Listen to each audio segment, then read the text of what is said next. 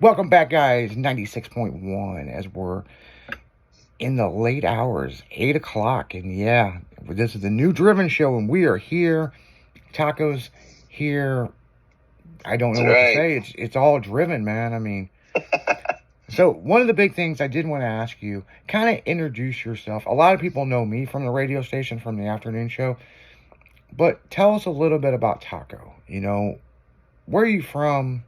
You know, Well, I was born and raised in St. Louis, Missouri, about 4 miles from the airport. okay. And I took photography in high school. It was black and white photography. That's the real shit with the dark rooms. Yeah, I did that for 3 years just for an easy credit, but I fell in love with it. Mm-hmm. Rolling your own film, developing your film, and developing your own pictures. It was pretty rad. I got like. I got it like an A+++ in that class. Because at the time I worked at Meineke Mufflers, and I was taking pictures of like undersides of cars and just brakes and just doing like abstract type stuff like that in black and white.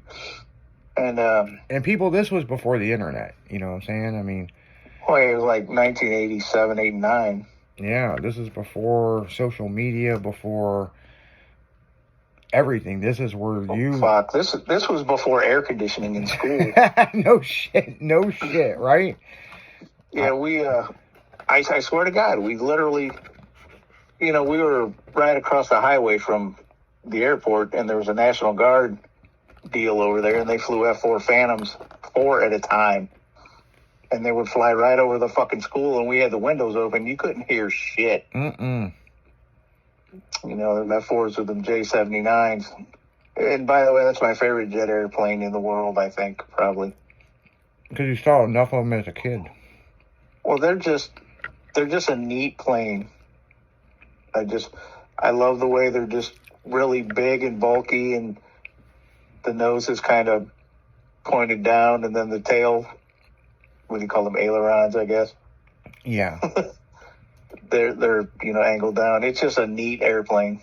Always has been one of my favorites. And then I did the photography and stuff just for fun. All the car shows, everybody would hand me their cameras and stuff, and I'd get the low shots because I was like 110 pounds. 110 pounds with long hair. Oh fuck! I was 110 pounds of bulletproof back then. I would literally rode a skateboard 3 miles to work every single day. I rode it to high school. I'd get off school and go straight to Meineke on my little skateboard. And then after I got off work, I would go skating after that. In the summertime, I was working 60 hours a week at Meineke, and I was a teenager, making fucking a lot of money, and of course I had to spend it faster than I made it. Yeah. My very first car was a 70 Cutlass 4-door with a 350 Rocket. I had 4 bias ply tires on it. Sketchiest fucking thing I ever drove. But I tell you what, it'll lay that black tire for blocks. That old 5-inch wide bias ply tire and that 350 Rocket was no match. Jimmy actually said something to me one day. He's like, "Have you ever rode in the Golf that Taco drives?" And I'm like, "No." And he goes, "It's surprisingly smooth, but it looks like a death trap in the inside of it." And I'm like, "Well, that's just his daily," you know what I'm saying? And I go, back in the day, he drove sketchier than that. And he goes, "Oh, really?" And I was like, "Yeah, he's had some sketchy vehicles, but." Well, the headliner was falling. I got sick of it, so I just fucking ripped it off. But I only ripped it up to the sunroof. so everything from the back of the sunroof forward is still there. Yeah. It's just got the actual headliner, no material on it behind there. Yeah, I mean, it's custom, man. I mean, shit, you can't knock the custom, but that's kind of the joke. Why I don't clean it at car shows. I just roll the windows up so nobody can see in it. People, I was waxing my truck. And this motherfucker just hijacked my Carnauba wax and went over there waxing his car. It's surprisingly how shiny it is now. I only did the roof and the in the hood because they're the bad parts. There's got some shit going on in the hood of that thing. I don't know what it is, but I'm gonna have to have it repainted, I guess. But I'll Or tell you. just drive it. Now I'll tell you, listeners. I met Taco in the '90s. I joined a car club, which now I'm the president of, which is Mini Persuasions.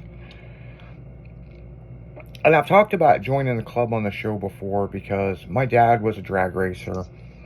He was into going fast, at the drag strip. Me, I was into the mini trucks, the import cars.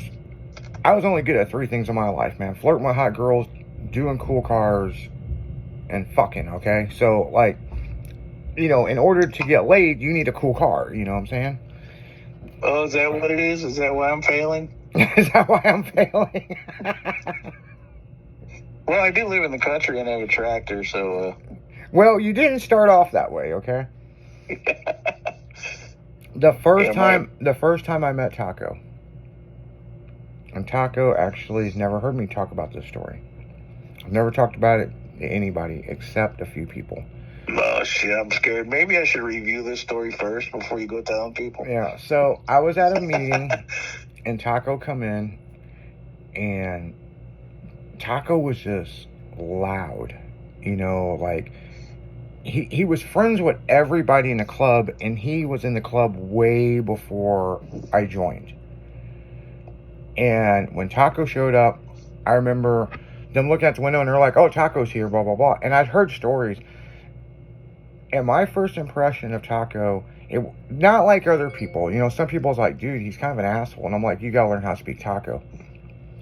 He was like the coolest motherfucker I'd ever met. Like, everybody in the club was fucking cool, but this motherfucker was just ice, He was just like, what's up, blah, blah, blah. Oh, you're the new member, blah, blah, blah, blah, blah, blah. Because when I come to the first couple meetings, you weren't there. I guess you were working or something. And I got to know Taco, but I really got to know Taco when we go to the car shows. And, anything you needed, he was there. If you needed help working on your shit, like Stephanie, you worked on her truck and she forgot about it until a couple months ago. I did the leaf springs. Yeah, the leaf springs on it. Yeah, so, Taco has always been that guy. Whatever the club needed, he was there. Or he'd ride a skateboard in.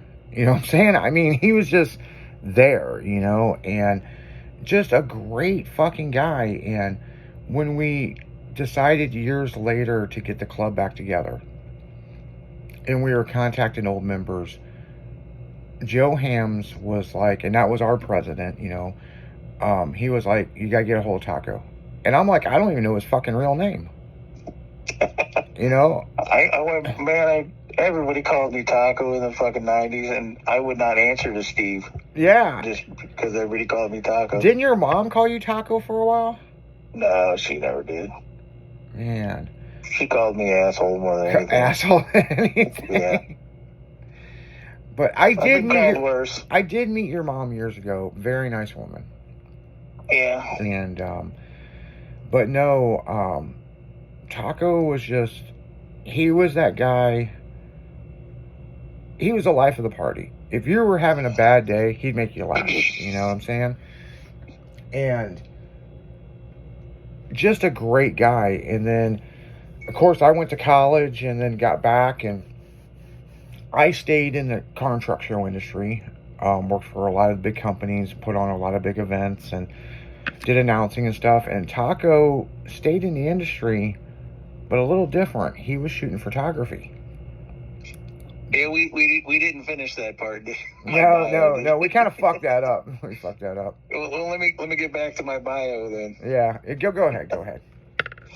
Well, so getting back to the taking pictures of car shows and whatnot, you'd be like Monster Mopar weekend was a big deal at Gateway International Raceway, and I always would be like, man, I want to be down there on the fence taking pictures, like on the guardrail. And so my mom she was kind of an electronics hoarder, and she kept buying cameras and shit. So I I quote unquote borrowed her Canon camera, and then I just started going, man. And then when she passed away, I used some of the money for I bought a 70-200 lens, and I was like, you know what, I'm gonna start just sending credential requests. And my very first race that I ever shot was Robbie Gordon's Stadium Super Trucks in St. Louis. I believe it was 2013 was the race. And then I just then I started doing Midwest Pro Mods, and then I got to know people that prep the track from Total Value Concepts, Kane Daly and Ralph Maybrier. And so I would go to all the NHRA test sessions at Worldwide Technology, which it is now. And then it was such a different vibe, just Top Fuel teams just hanging out. Well, of course they're testing, but they'd make maybe 1 or 2 runs a day. And so we just hang around. Met John Force, and we were talking, just like people. Yeah. Kind of neat. Yeah, and a lot of people don't understand, it's like you see a lot of the Street Outlaw guys or the NHRA guys, they're just fucking same people just like you. They're just trying to pay bills and have fun, and, their job is to be cool, you know what I'm saying, and do cool shit. And they got fortunate enough that they could do that. But think about all the shit they fucked up in order to get to where they're at, Right. I worked on an A fuel dragster and a front motor Top Fuel car. And you saw my back tattoo. Your back tattoo is insane. Yeah, it took about 35 hours to do it. It was a lot of pain on that there deal. Well, any time you get a tattoo on your back, it is a hard deal. You know what I'm saying? Well, it wasn't so bad, but around my love handles and right on the spine was the worst part. Everything else was kind of I took a couple naps, actually, while we did it. Then, so I, after the, motorsports, I worked at a small dirt track for 5 years, and then they switched owners and didn't let me know. So I was like, what the fuck ever. I just totally stopped shooting racing altogether. And I was picked up by RPM Magazine in 2019. So I've been shooting photos for RPM Magazine ever since then. And this month I have 2 trucks. I have a silver El Camino, and I have a white Dodge Dakota with a very large Pro-Charged Hemi, and it's got an F1 Pro-Charger on it. But it looks like just a haggard piece of shit truck with this gigantic Pro-Charged Hemi in it. No shit. It's pretty wild. Oh, yeah.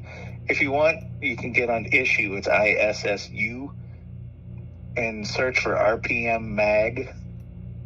It's RPM MAG, and you can check out the issues there. Yeah, that is for sure. I mean, I've seen a lot of the layouts you've done, and I'm just beyond damn. I mean, you got to get, because I've been, I worked for Tailgate Magazine, and I've shot stuff and I don't claim to be a photographer. I kind of don't either.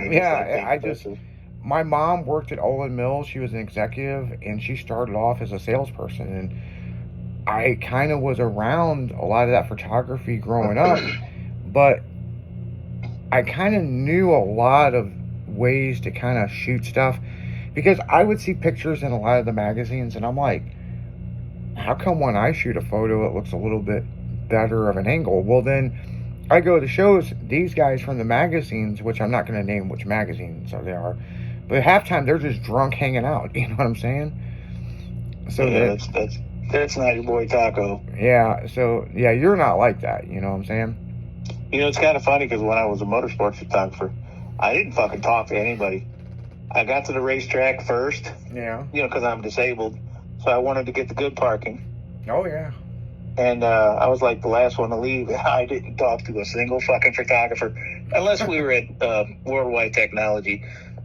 or Gateway, because we would all just trash talk each other because they, I shoot Canon, and the Nikon users would always, shit talk Canon, and then we'd shit talk Nikon right back, and it was just all in fun. I still talk to those guys, but all these fucking dirt track photographers in St. Louis think their shit don't stink.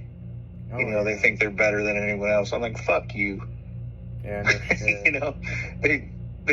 And it's funny because they all kind of huddle around and take the same picture. And I'd be on my golf cart in the infield, and this was at the track I worked at, Fayette County Speedway, or Brownstown, Illinois. And I'd be on my little golf cart, and I'd go take pictures from like each corner, because there's all different architecture around there. And I would always get the really good shots. My favorite shot of all was going into turn 3. I run a slow shutter so you can see the wheels turning. Mm-hmm. And the late models would come into turn 3, even the modifieds would come into turn 3, and when they lock up the left front wheel, and then the back wheels are spinning, and then you can get motion. It's just like 3 different things going on, but the pictures were fucking amazing. I just, I don't know. I think pretty high of my my No, work. in your photography, I've been over at your shop, and Taco has got a really cool shop, and he's got photos blown up of stuff he's taken, and one of the coolest photos that I saw, I mean, they're all cool. They're all fucking cool. And he's like, yeah, you want one, just take it. I don't give a shit. You know what I'm saying? I got more. But the bus at the junkyard. Yeah. The double-decker bus, that we're going to have to do something and maybe make some prints of that and sell them, or do something with the show, because I don't have that picture anymore. My the hard drive that was on crashed, and I lost fucking 12 years of photos. Oh, really? Yeah, so a bunch of the cars I shot for the magazine are gone, and man, that double-decker bus is the shit. I mean, it's like, I took a picture of it with my phone, but it's got a shadow in it. But the cool thing is nowadays we can always auto scan those, yeah. But it is That's back when I was into the HDR stuff, but I kind of got out of it because just everybody did it at the time with car photos, and it's like, yeah. I just not really into it. Now my deal is that I have these 600 watt Godox strobes that I use to light the cars up, because my pet peeve with magazine photos is like one side of the car will be in the sun and the other side of the car will be in the shade, and the color in the shade is always darker than the color in the sun, so I throw a bunch of light on the shaded side of the car so the car is all one color. Oh, yeah. Instead, I just it takes a while to do it, but the outcome in the end is just far superior to not using lights. Oh, yeah, exactly. But on that note, guys, we're going right back into music. You're listening to Skyline, the Driven Show, the new show, the one you've been waiting for. We'll be right back. It. Yeah, damn right. Whoop, whoop. We'll be right back after this. Whoop, whoop.